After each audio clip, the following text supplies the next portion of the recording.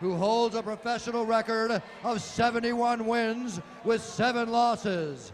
He stands 5 feet 11 inches tall and weighed in at 394 1/2 pounds. Fighting out of Jasper, Alabama, the IBA and the NBAC champion, Butterbean.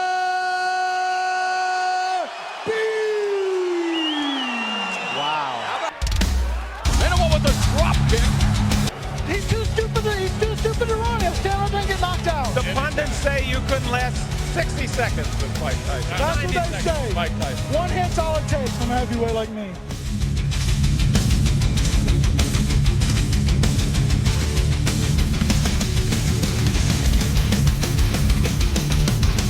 Grab anymore.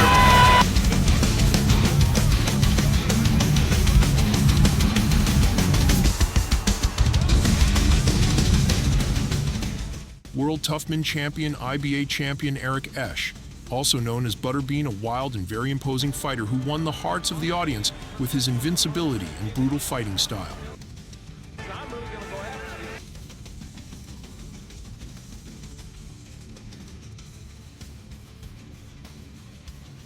The athlete won 77 fights, of which 58 ended in knockouts. He became one of the leading contributors to injuries in trauma centers, as well as dental appointments. On August 3, 2024, Eric turned 58 and has long since hung up his gloves. But how did it all start? His story begins in 1966 in Atlanta, Georgia. From childhood, he struggled with obesity, which led to constant teasing and bullying by his peers. A major trauma for him was the loss of his mother when he was 8 years old. Later, he said, quote, "The loss of my mother was catastrophic for my mind.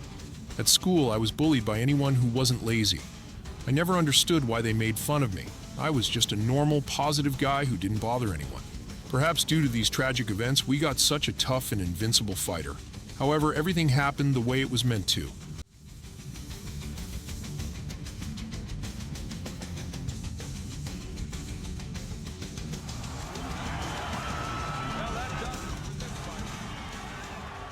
In his youth, at 18 years old, Eric worked at a factory laying floors in industrial buildings. He had a girlfriend and a young son, Brandon, and after a couple of years, another son, Caleb, was born. His family wasn't wealthy, and Eric had to work very hard to support himself and his loved ones, who worked tirelessly. It was through friends that Eric learned about an amateur boxing tournament and decided to give it a try, especially since the prize money could really help. However, at that time, his weight was not ideal. He weighed 190 kilograms. Quote, "My friends at the factory paid the entry fee, so I had to lose weight.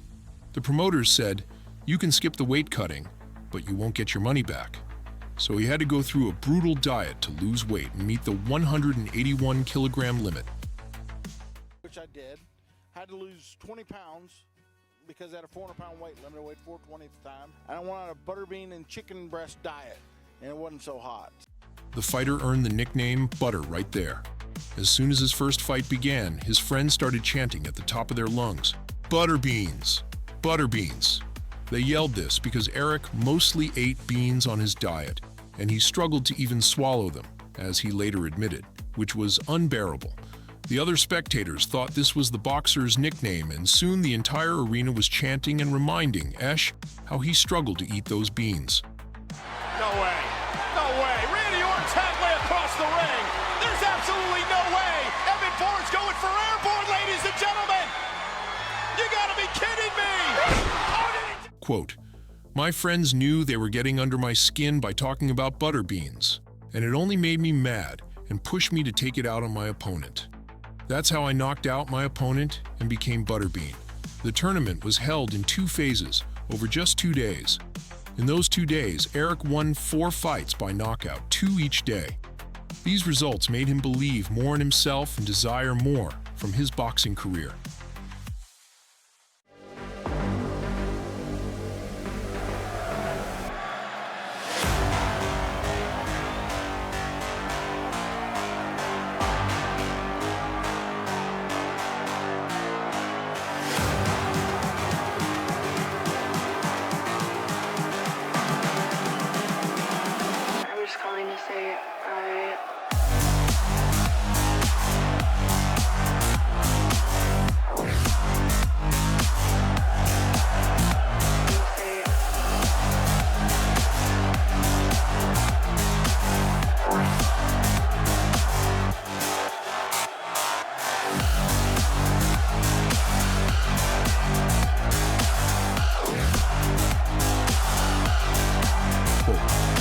I was scared as hell of them, and they were scared of me.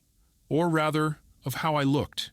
They put gloves and all the gear on me. I came out, lifted his head with my left hand and hit him with my right.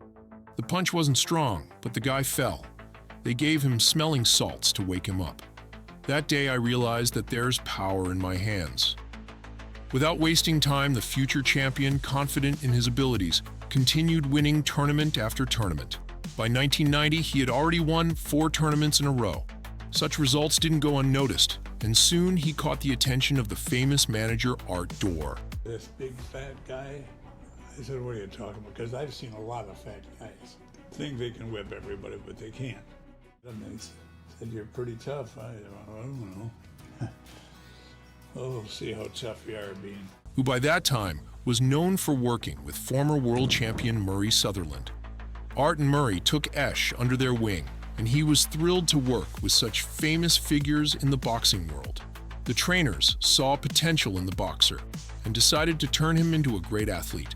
However, it wasn't all smooth sailing. Many people told the boxer he wouldn't become an athlete, that with his physique, he'd drop dead after 2 shuttle sprints. He proved the skeptics wrong with his actions. At the amateur level, Eric scored 56 victories, 36 of which were by crushing knockouts, and he only lost 5 fights. However, there was one significant problem. Eric would tire quickly. His weight required a large expenditure of energy, which affected his mobility, leaving much to be desired. But his manager and Eric himself discussed it and came to the conclusion that his fight should not last more than 6 rounds. On October 15, 1994, the future champion made his professional debut. He commented, quote, "Fame hit me all of a sudden. My second fight was shown on national TV. It was cool. Even Mike Tyson was only shown on TV after his 5th or 6th fight. People stared at me like I was an elephant at the zoo. I was terrified of the cameras, and I was so tired."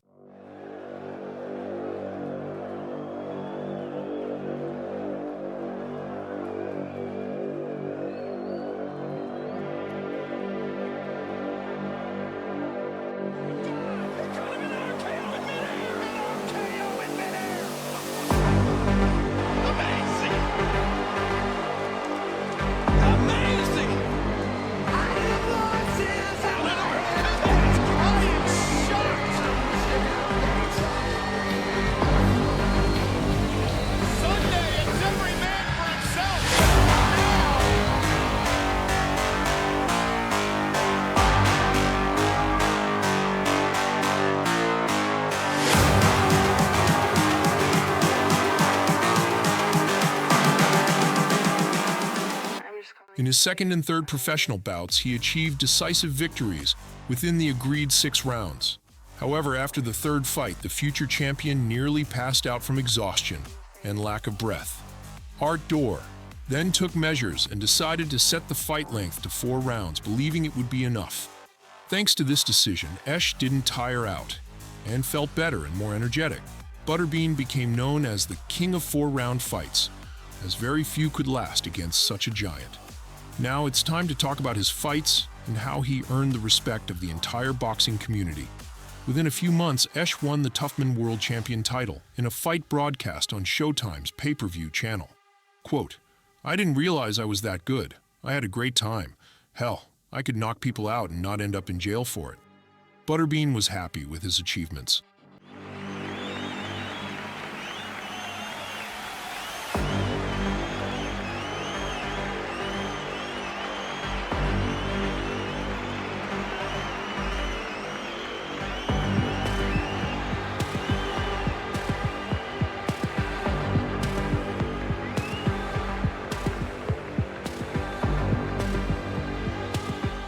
Soon, he signed a contract with the famous top-ranked promotion of Bob Arum.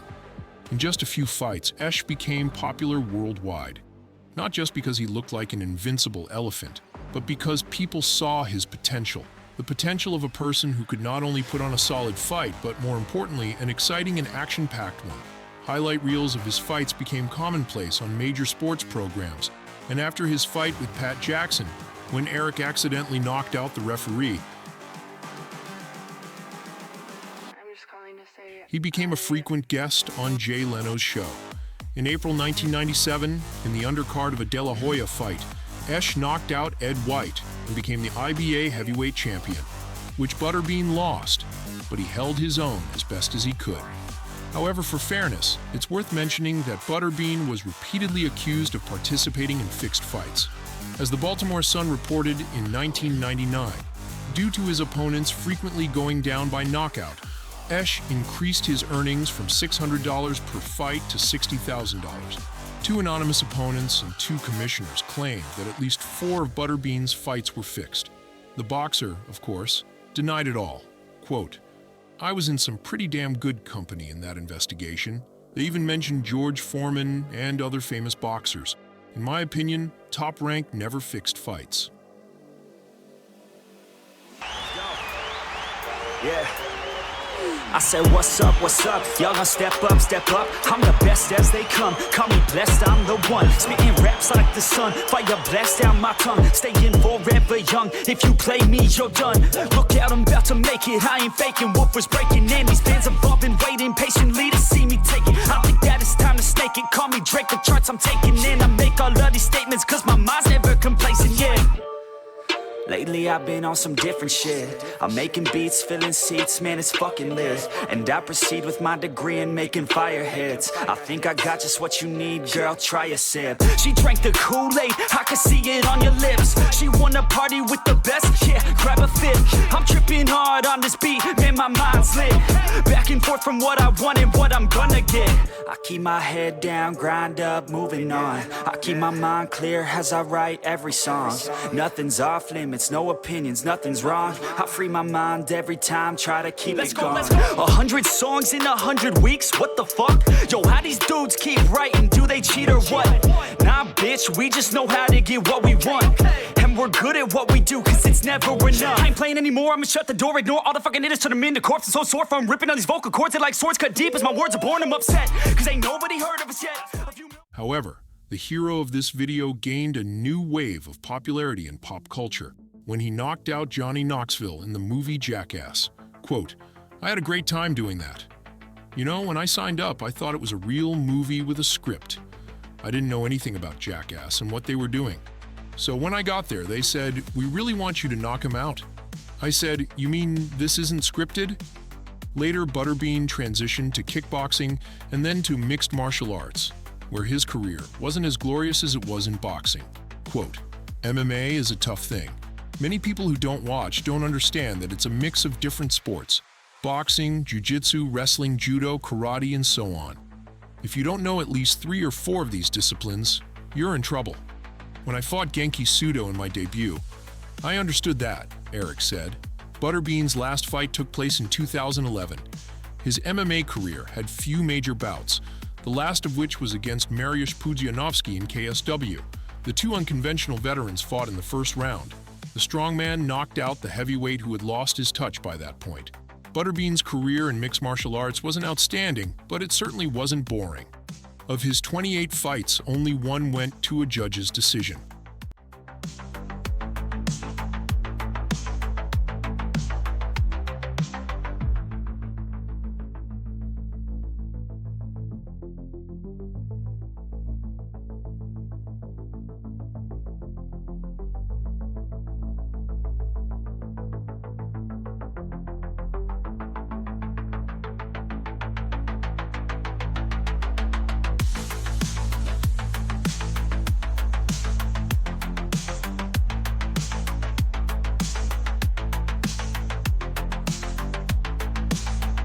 I says, "You can't fight." I says, "But did you see the crowd's reaction when he was coming to the ring after about the second time they had seen him?"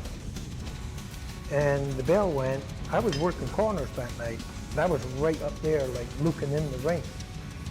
And of course, he had no footwork or anything. It was just this. He walked like the mummy, back and forward. But when he got close to the guy, it was like, holy smoke.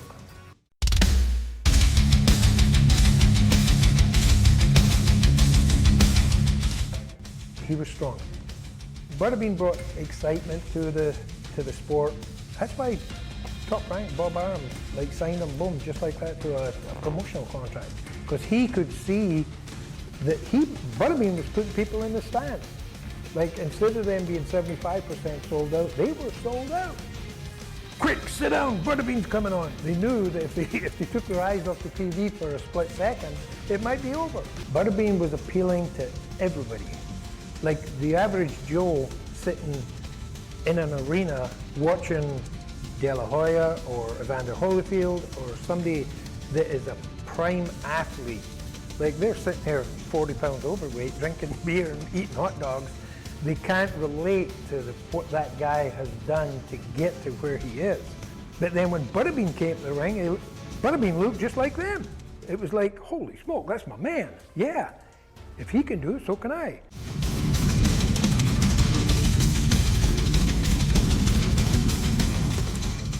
We'd get to Las Vegas, and he'd step on the scale, and the first thing Bob Arum and Sean Gibbons would do would look at me and say, what's going on here? How come he's so heavy? Well, basically, the toughest man in town. You think you're the toughest man in town? Get in there and prove it. Don't tell me about it, prove it. Met him and said, you're pretty tough. I don't know. Oh, see how tough you are being. They have no finesse. They don't know what the hell they're doing. Bob Arum. What? Who was that fat asshole? I said, you watch him. So we went in there and Bob said, oh my God, he's a fighter. Had a tremendous punch, tremendous punch. Esch always dreamed of facing Mike Tyson. And in MMA, he wished to fight Kimbo Slice, Bob Sapp, or Tank Abbott. And probably could have knocked him out. And I do not know where I would put my money. Because if Butterbean had hit Tyson, he would have knocked him out. He's one of those guys who, yeah, he looks deceiving. You know, he does look fast.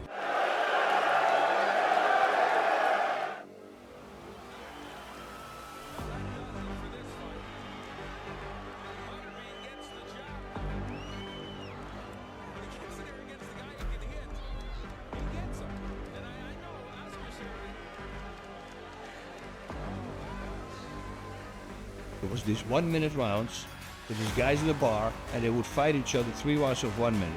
But in the fight, you convince yourself it's only 1 minute. So these people, they come in and they start swinging for the fences. So technique is out the window, and everything is just to murder your opponent pretty much as fast as you can in front of him. And that's, I think, where Eric was different. Yes, he was big, but he was connecting with punches. He was not just throwing in the air, he was literally connecting, and that's why he discovered his gift right there with the Tough Man competition. Now, Butterbean lives a modest life and owns Mr. Bean's BBQ restaurant in Jasper, Alabama. Eric has a daughter and 2 sons, Brandon and Caleb, both of whom became mixed martial artists, though their records aren't impressive. Between them, they have 1 win and 7 losses. I pretty much give up on life. Now I believe in myself again. Butterbean's back for one more fight.